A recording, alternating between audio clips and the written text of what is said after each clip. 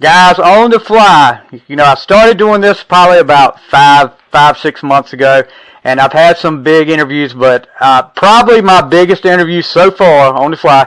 And if you guys were around in the 80s like I was, and you were listening to the radio, because we didn't have iPhones that you could bring up songs, or YouTube where you could watch the videos, you had to listen to the radio, you had to buy cassette tapes, you had to buy vinyl records and stuff like that, and it wasn't always there. This group right here was from 85 to 1990, one of the hottest groups in the United States, across the world.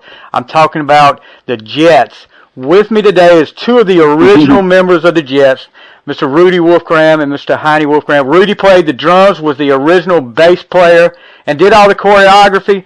Haini was the guy that you hear on Rocket to You. And one of the few songs you hear a male voice on it. There was a few of them, but big hit for them. Actually, was nominated for awards. But with me today is Rudy and Haini Wolfgramm. Thank you guys so much for being here. Welcome to the show. Thank you. Great to be with you, We're actually really glad to be here, and yes, we're excited. I mean, that's a long time ago, but we're glad to be back. Well, you know what? It seems like it was yesterday, guys, to me. I really miss, I'm an old school kind of guy. I miss the days.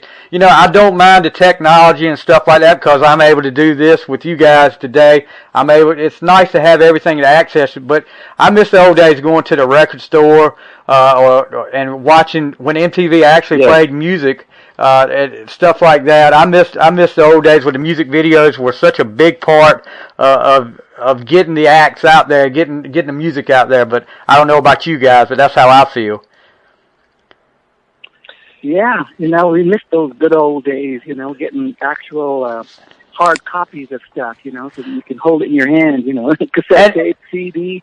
And reading the cover pages and all that. That's right. And see, that's what I miss, having it in your hand, reading the liner notes, stuff like that. I actually, on eBay, about 2 or 3 months ago, managed to pick up a vinyl copy of one of your biggest hits, of Magic, the album. I got it on vinyl now. So. Oh, wow. Yeah. So I had it on cassette when I was a kid, but, I said, vinyl was making a comeback, so I'm going to try to find it on vinyl.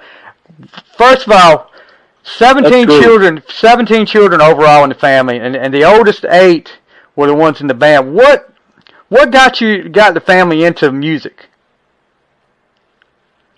With my parents, my mother was a Polynesian dancer, and so, she did the hula and all that kind of stuff. So we kind of did that to start out with, and they were big fans of music and Elvis Presley. So, when we got a little older, about 8, 9, 10 years old, they decided to, buy some instruments one day, and my dad said, hey, I think he actually saw the Jackson 5 and the Osmonds on TV, and said, hey, I think maybe that's something we could do since there's like 8 kids in the family at that time. Right.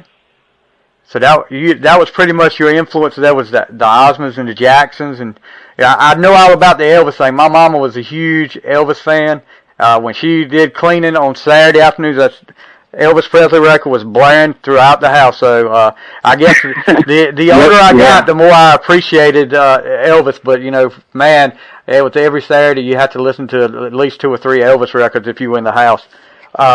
You're right. Elvis Presley was the reason why my parents, when they, like Haini was saying, is when he died. We came home from school, and my mom was like really teary and said, look, and then my dad said, I'm tired of working a lot. What can our family do together? And so he just said, the Osmonds, the Jackson, let's do what these people have done. And created this band, and me and Roy and Haini sat there going, wow, that's great, let's do it. And so it was the beginning of how we started. So now, the first name of the band wasn't always called the Jets. What was the first name of the band? We were like the Wolfgramm family, right. And we were Polynesian Pearls, and by the time we were discovered in Minnesota, we were living at the time, we were teenagers, and we were called Quasar. Quasar, yeah. Playing in clubs all over the Midwest, freezing, Iowa, North Dakota, Wisconsin, Minnesota, so we were Quasar. We were a cover band. We were a cover band doing rock music of the 80s. We did all the rock tunes. We went to every, bar. This is the time when, you would go see live music in a bar, not a DJ. Yeah. And so we would be hired all over the place so we would do both country, rock, R&B, whatever the crowd was, we did that music in that place. So you pretty much did whatever it took to get yourself out there, pretty much. Yeah, this was before the YouTube, so Yeah, it was hard. It was a lot harder. And whatever was popular. A lot harder getting things out there when you didn't have YouTube. People don't realize how lucky they got today. When did you feel like it was your first big break? When you knew, all right, here we got something going here? Yeah, it was probably Minnesota when we were playing at a hotel club, and our manager showed up. He used to work for Motown, and and he hooked us up with producers from Prince and that whole the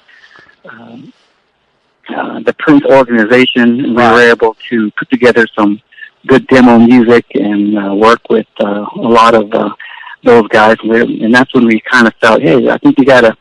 The buzz was people were coming to Minnesota looking for groups because Prince was like really popular in about mid '80s, and Jimmy Jam and Terry Lewis, and so record labels were looking for any groups coming from Minnesota. So we kind of we were there at the right time in the right place, really.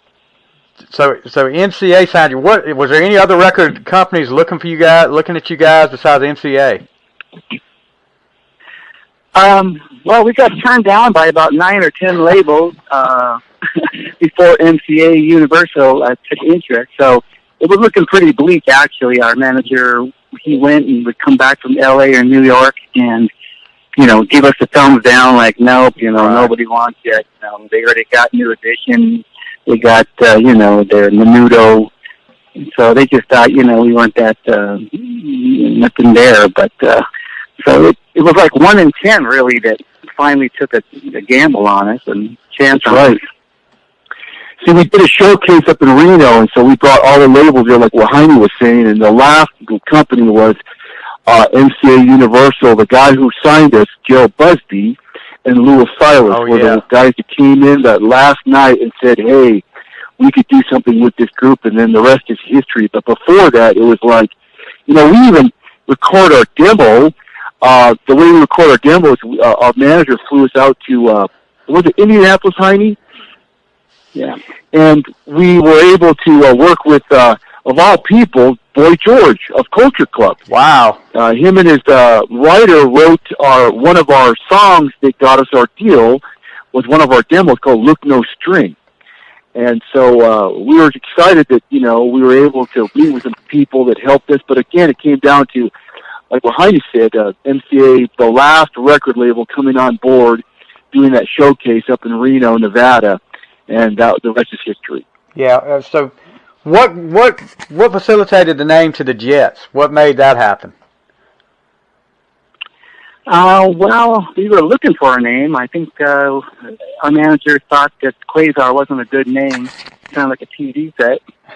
So he was listening to the radio and heard Benny and the Jets from Elton John. He said, hey, the Jets sound like a good name. So he came and told us about the Jets and also about, maybe our look and brand could be kind of like the Jets on West Side Story. And that's kind of where we took our look with all the, the Chuck Converse and the shoes, and so that's kind of where we got it. So you go and record your self-titled album, which ends up going platinum. What was it like that first time recording in the studio? I mean, that had to be like a big thrill for you guys, to know we're actually recording an album. Yeah. Well, we'd never been in the studio before, so it was a lot different for us. And we were working with David Rifkin, who produced all of Prince's albums, and he was kind of a stickler about things. And when we went in there, we were like just so new that we actually didn't record very well. We were kind of off tune, just trying to hear ourselves sing, and come to realize that we didn't know how to use headphones very well. So he's like, well, maybe I'll get a speaker in here and a foldback system and do it the way the old Motown people used to do it, and that actually turned out to be the way we recorded all our albums. We just put a speaker in there, face it the other way, and he played the playback. And because playing live, we were kind of used to having a monitor, not headphones on our ears, and right. It just kind of threw us all off when we were trying to hear ourselves in recording. Yeah, and this was the day before, like what Haini was saying, this is the day before auto-tune. There was no auto-tune. Oh, yeah, no way. Sing it over and over and over until we got the right tune, but it really helped when we were, again, like what Haini was saying, we had that little speaker, we could actually stay on tune. Yeah. Right. So that Curiosity is your first single that comes out. It peaks at number 8 on the U.S. R&B charts, and people start really talking about the Jets then. I mean, and then Crush on You, that was what really started everything. That gets to number 3 on the Billboard charts, and you guys are like, next thing you know, you guys are on Soul Train, American Bandstand. What was it like knowing, we got the number 3 single in America right now? What was that like? It was a dream come true. I mean, 1 minute you're playing in bars and clubs, and next minute you're on a world tour. Yeah. We were, like you said, with Curiosity, we came out in the R&B side, and then by the time Crush on You came over, we switched over to the pop division of MCA. Right. And they decided to jump on board and push it because the music was poppy, more than it was anything else. So that really helped, break open the doors. We were ecstatic. I mean, that was obviously, being 17, 16, 18 years old at the time and younger. My sisters were probably 12 and 13 or, something like that.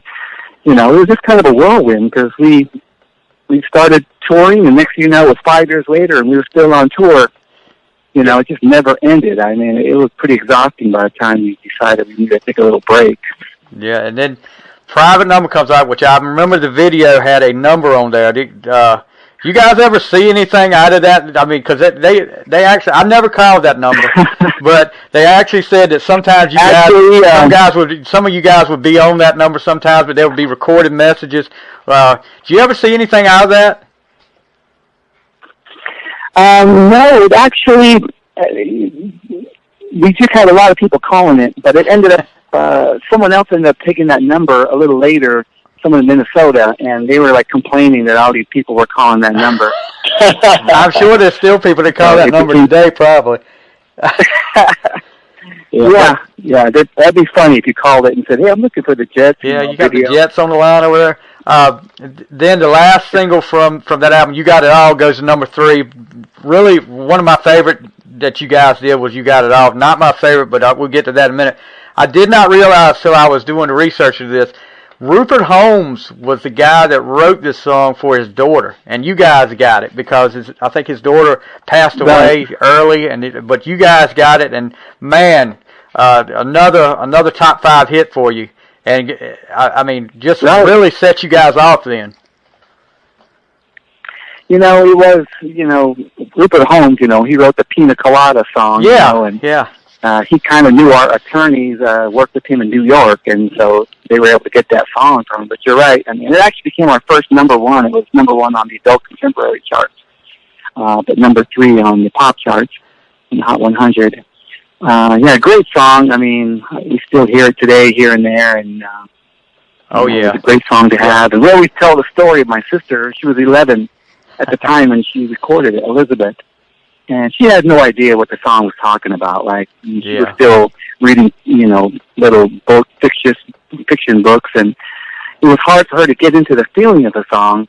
And the producers, David, he was getting frustrated. They're like, this girl, she's still singing nursery rhymes. And how can we get her to sound like she's singing this song? Because she had a rich, deep voice, and that's for sure. So, they said, do you have like a dog or a puppy? And she goes, yeah. She goes, well, think of the puppy and sing to your puppy like you mean it. And that seemed to work because it brought out all the emotion that they needed to make the song sound like it was legitimately, she was singing with some great emotion. Yeah. So we always, it's always funny thinking about that. It's, I had heard that, but then I was like, that kind of, I guess that is kind of hard for an 11-year-old to know what that song actually means and get into the emotion of it. So the producer did a great job getting out of one of the most beautiful voices that I've heard. Your sister Elizabeth, that she just had a beautiful voice. So you do a rich voice. Oh yeah, definitely. So you do a Christmas album. Then did you guys feel like there was a lot of pressure on you to not just duplicate the success of the self-titled album, but to get even bigger? Was there a lot of pressure on you going into the recording of Magic? Yes, it seemed that way. But our manager, like I said, he had worked with Stevie Wonder at Motown, so he knew he told us, okay, your sophomore album's got to be better than your freshman album, and we knew that we'd had to really get even better songs than the first. So I don't know. It just seems like he did a good job of helping us make sure that the second album was better than the first. Yeah, I think we went through like 300 songs. Wow. Haini went to go through 300 songs. Yeah. Wow. That's a lot of songs there. But you lead off with Cross My Broken Heart, which was a little crossover for you guys because it was on the soundtrack to Beverly Hills Cop 2. You guys did the video. Right. Your video, I can say this, you guys' videos were very entertaining. I mean, like the You Got It All video was probably my favorite, but, the videos you guys did, and back when MTV actually played music videos, and I don't understand why MTV doesn't do that anymore, but that's another story. So you guys do that. That has pretty good success there. You have two more another single, I Do You. Then Rocket to You comes out. Now, how this was the first single that came out that a male voice was on. How did that come about? I know there was something with the lyrics that they actually wanted you to sing it.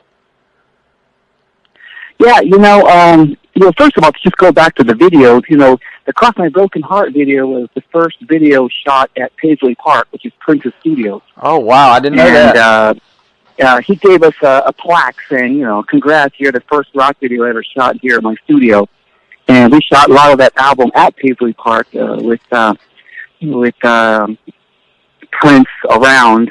In fact, when I did a lot of my recordings, like with Rocket and some of those songs, actually not Rocket 2, but on our third album, Prince was always around in the studio, and he would walk in, and it's pretty intimidating. I'm sure. That had to be pretty intimidating, as big as he was at that time, especially. But he was really supportive of our family.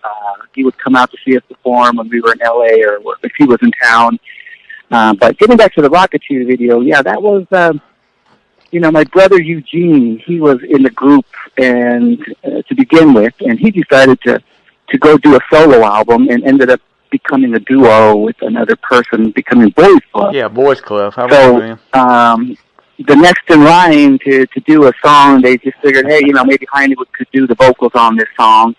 And Rocket 2 was actually a song that was a leftover song that we were hoping to get, but Earth, Wind & Fire wanted to do it. Yep. So when we were going to do it, they were like, oh, never mind, Earth, Wind & Fire, they want to do that song. And then a few months later, we heard that actually they dropped the song and they didn't want it. So we're like, okay, we'll do it. Earth, Wind & Fire doesn't want to do it, then we'll do the song. And, it required a male vocal.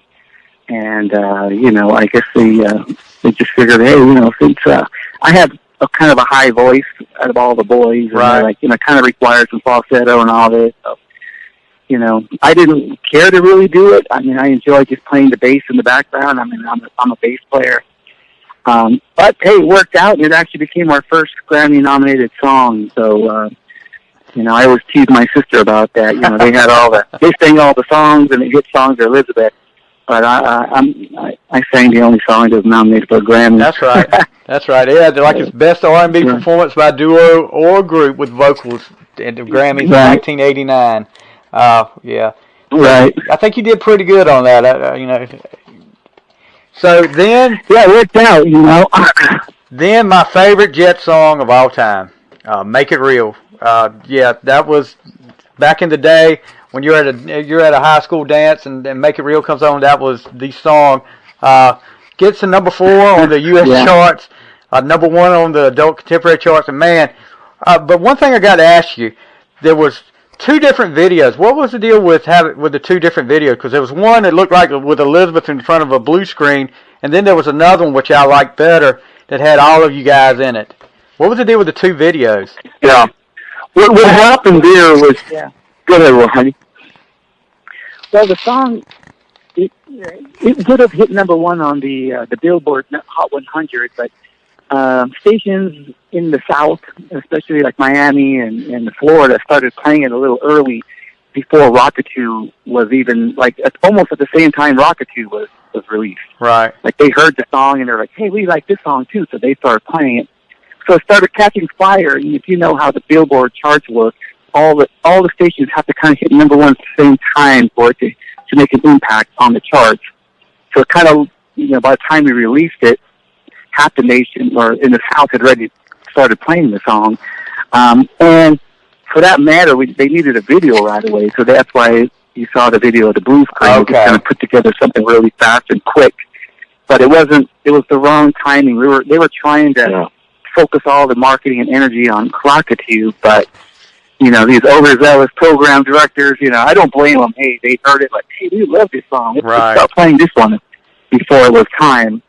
But that was the reason for that. Yeah, but now was that? And actually, the song was recorded all over the nation. I mean, that's what I was getting ready to ask you. That's what I was getting ready to ask you. Was that recorded on the road? Yeah, it was on the road. I remember. Yep. It wasn't even going to be on the album, to begin with. It just kind of came in. Wow. Last minute, and we were like, this has got to be on the album. So it was recorded in so many recording studios as we were touring throughout the U.S., and then put back on the album really quick before it was released. Yeah. So you guys are pretty much, everybody knows who the Jets are. You guys are so popular. You performed the Star Spangled Banner at the 7th game of the 87 World Series, which was in Minneapolis. You played in game 3 of the 91 Stanley Cup Finals and the 88 Summer Olympics and the 2002 Winter Olympics. You guys are all over the place. But performing for, am I right when I heard this, you performed for the King of Tonga in 1991? Yeah, 1989 actually. 89? And yes, it was one of the 89. It was our biggest, achievement because again, my parents were from there, and remember Haini was just amazing. We were like the Beatles in Tonga. I was going to say that had to be great coming back. Yeah, it was great. They even actually made a stamp.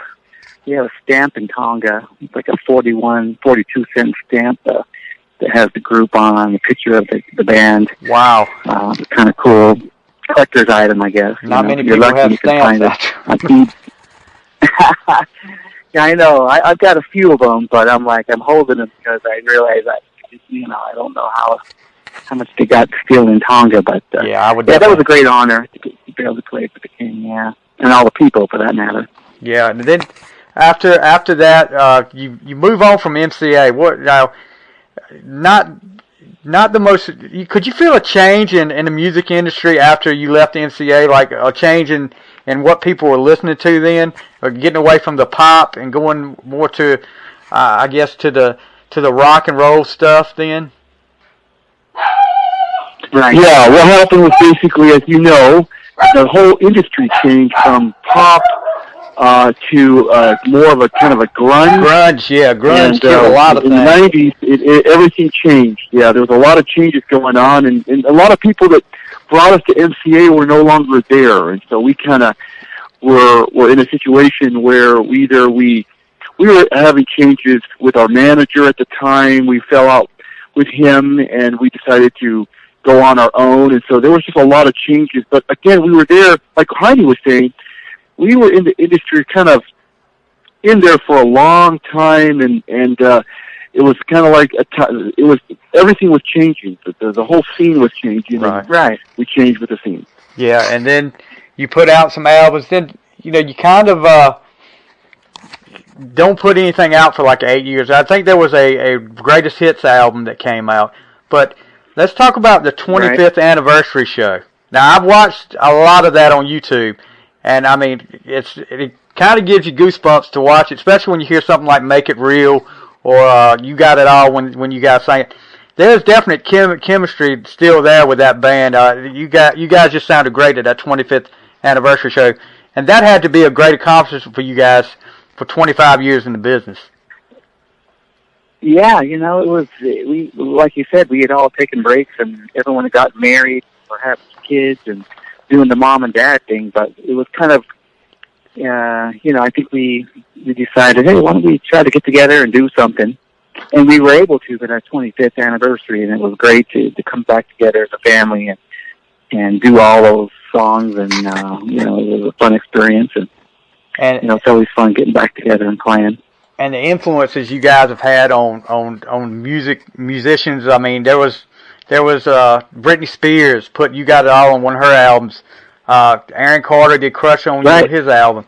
I mean, so there's still people out there. And I mean, when I told people I said, you never guess who I'm going to interview. And I said I got some members of the Jets and I'm going to interview. And they were looking at me like, and there were people I grew up with, I was teenagers with, and they were like, you got to be kidding me.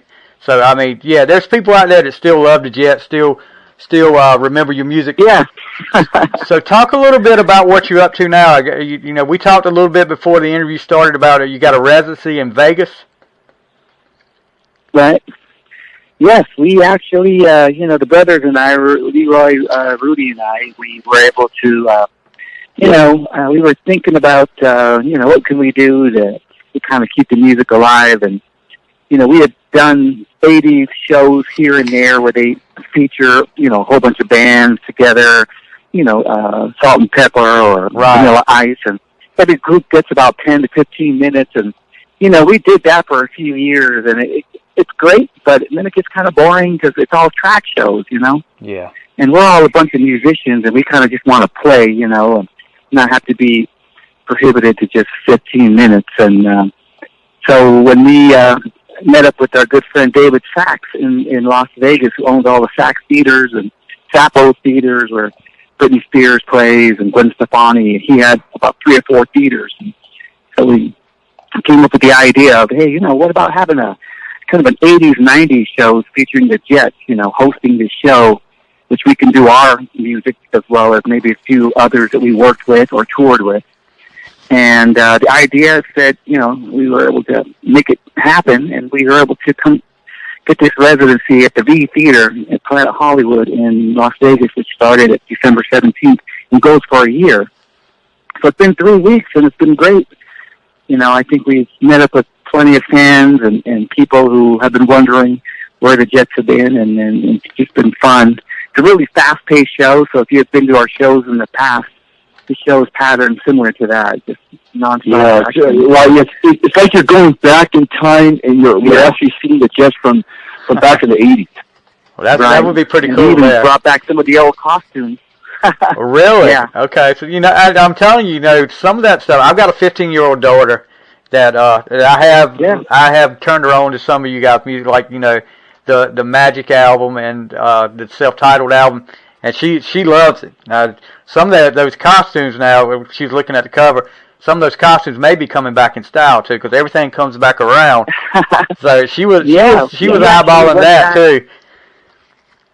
Yeah, we actually went back and grabbed some of those old costumes and re-altered them. And, my younger sister, Visa, who's performing with us as well, and, they just fitted them to that, and refitted them, and also with us. And, we're seeing a lot of our fans our ages bring their kids, and man, the kids are loving it just as much as them. So, like you said, teenagers. They're even dressing up like the 80s. We had some fans come in, they were dressed like with the fluorescent colors, and it was really cool to just see a lot of fans coming in, and they're dressed back when they used to be when they were kids. And this is actually, I was looking at it here, this is actually the 35th year since y'all been touring and together. So anything special that you guys might be doing for this 35th year? Besides the Las Vegas residency. You know what, Rudy, is there anything, I'm just excited for this opportunity. Yeah, this is our latest thing, is just doing the residency, and like I said, we're going to celebrate our 35th anniversary doing this, and hopefully we can do stuff with everyone else. Yeah, I definitely hope to see you guys get back together, everybody get back together, do at least one concert together. That would be pretty awesome. I think I I'm in North Carolina. I think I would have, if it was in Vegas, I think I may have to make that trip to out there to see that. But I'm not going to take up any more of your time. You guys have been great. Thank you so much again for doing this. I know you guys got a busy schedule. Congratulations on 35 years, and thank you for all the memories that you gave me, all the great music, and take care of yourself, and good luck on this Vegas residency and whatever you guys decide to do this 35th year. Thank you so much. Take care. Thanks for having me. All right. Guys, that is Haini and Rudy Wolfgramm from the Jets on the Fly.